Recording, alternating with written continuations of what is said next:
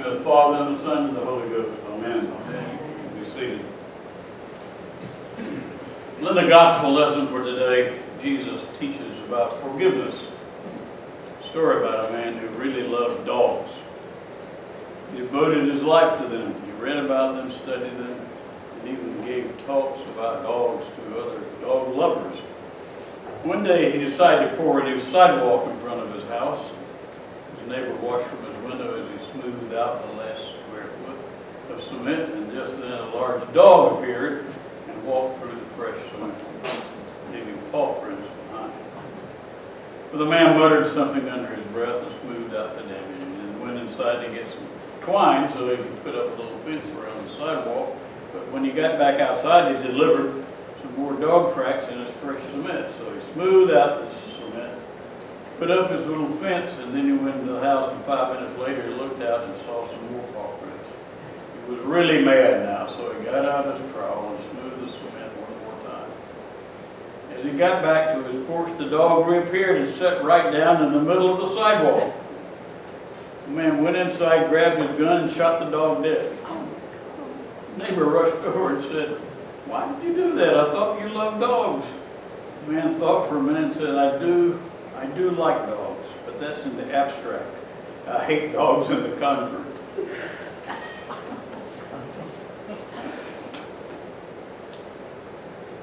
One of the greatest challenges in life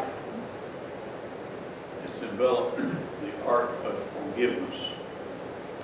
And there are a couple of reasons that forgiveness is difficult for us. First of all, forgiveness is not natural. That's why it's so hard to do. And secondly, forgiveness is not always fair because our sense of justice, you see, wants to be vindicated. And I think we can relate to this. These words are written in a biography of the poet Heinrich Heine, saying this: "My nature is the most peaceful in the world.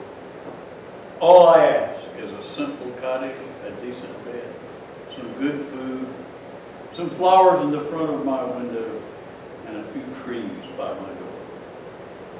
Then if God wanted to make me completely happy, He would let me enjoy the spectacle of 6 or 7 of my enemies dangling from those trees.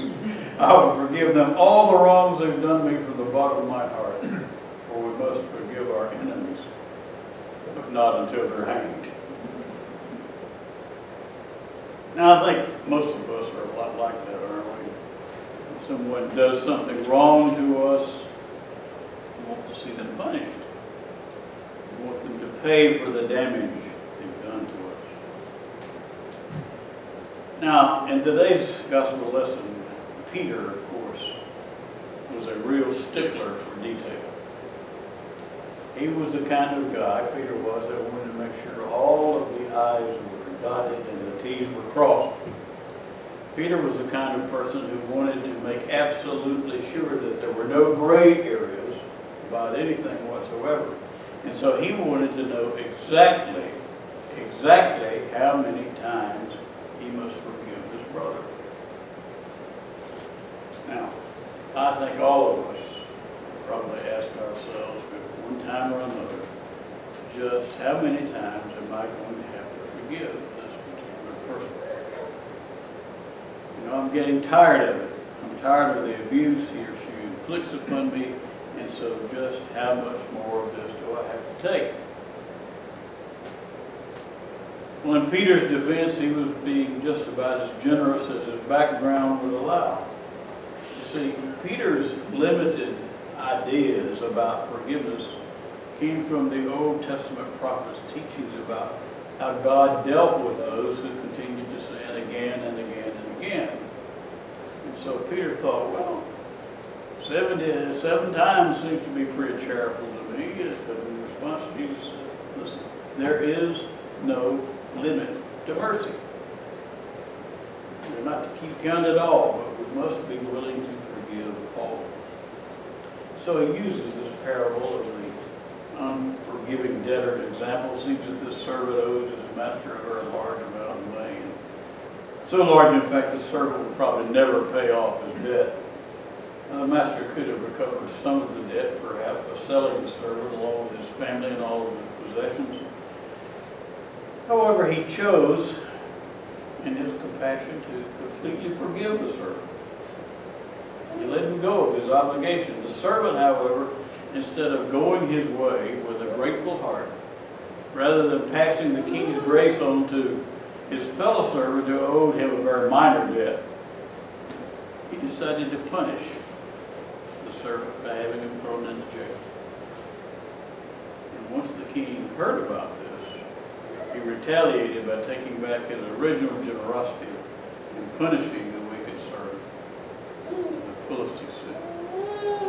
Now, the moral of that story is simply this: if we do not forgive our brother, neither shall we be forgiven. There are several reasons that forgiveness is important. First of all, forgiveness recognizes that a wrong has been committed. That's the first stumbling block that we have to get past. You know, C.S. Lewis once wrote, "Forgiveness is a lovely idea until we have something to forgive." And of course, Lewis was completely right about that. Some folks are quick to try to sweep the idea of forgiveness under the rug. It's no big deal. It really doesn't matter. Just forget about it. But it can be a big deal. Sometimes it really matters, and oftentimes you just cannot forget it. Sometimes it's necessary to confront the problem rather than pretending that it never happened. And sometimes the act of confrontation can be of great importance in resolving the conflict.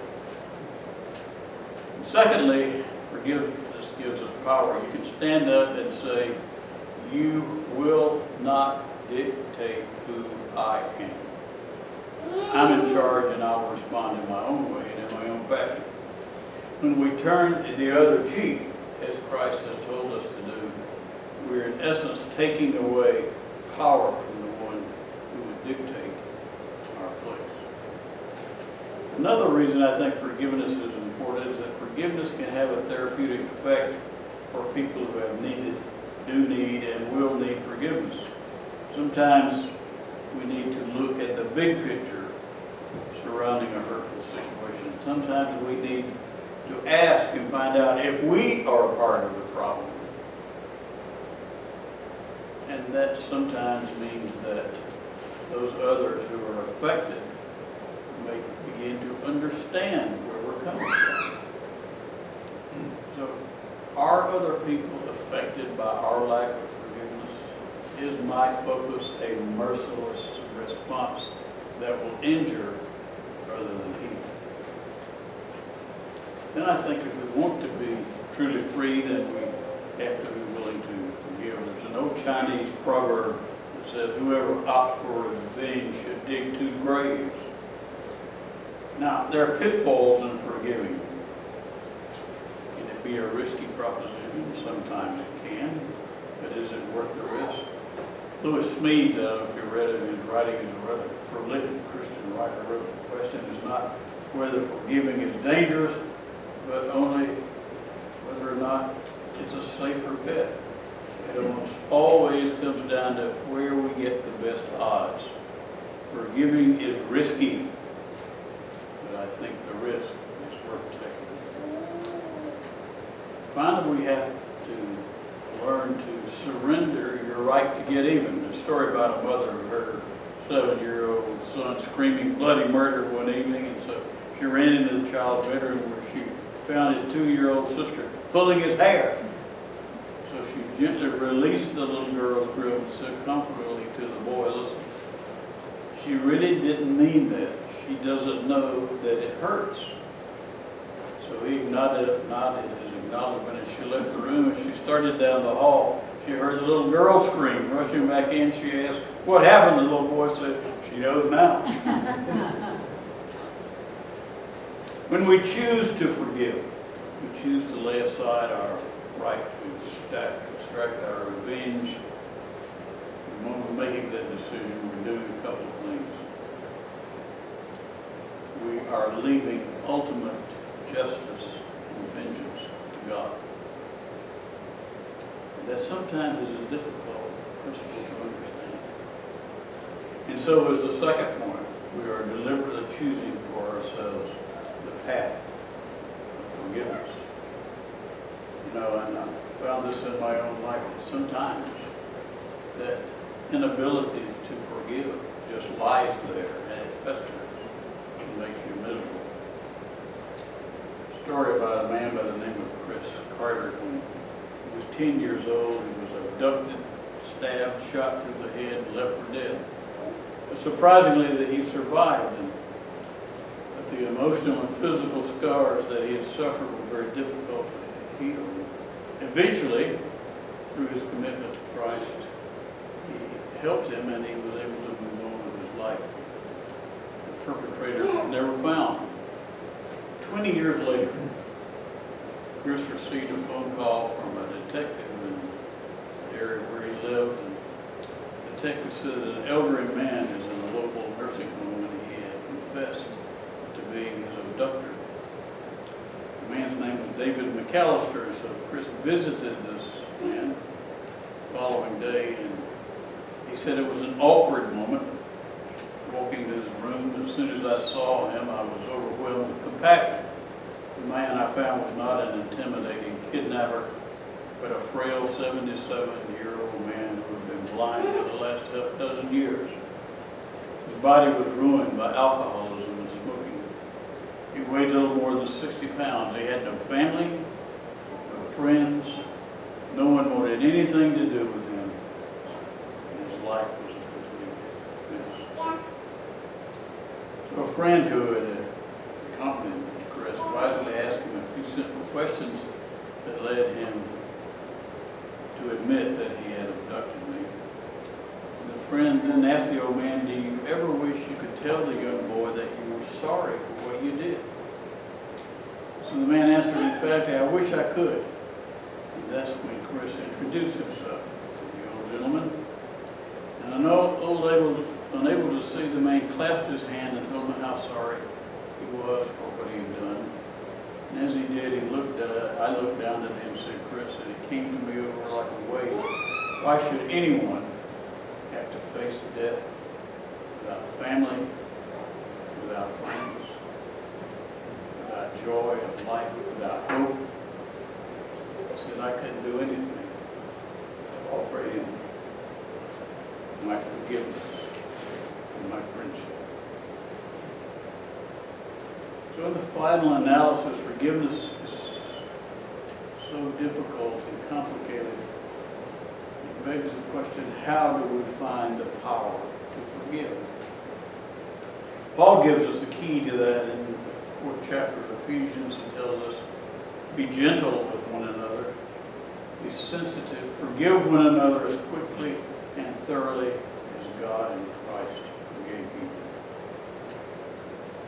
You see, we have to let people get off the hook because we've been let off the hook.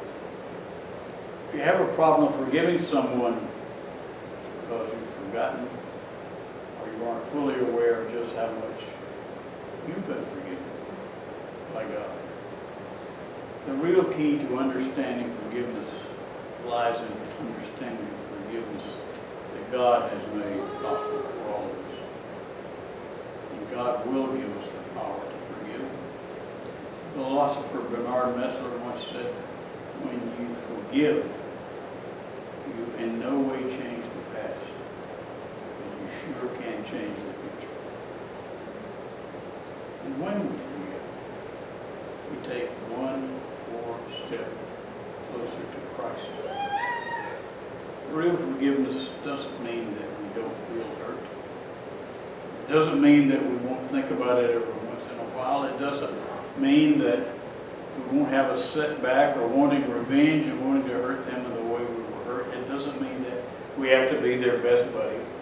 It doesn't mean that we'll allow them to do it again, and it doesn't mean that the pain will go away overnight after we forgive. What it does mean is saying to our Father in heaven, "I forgive them.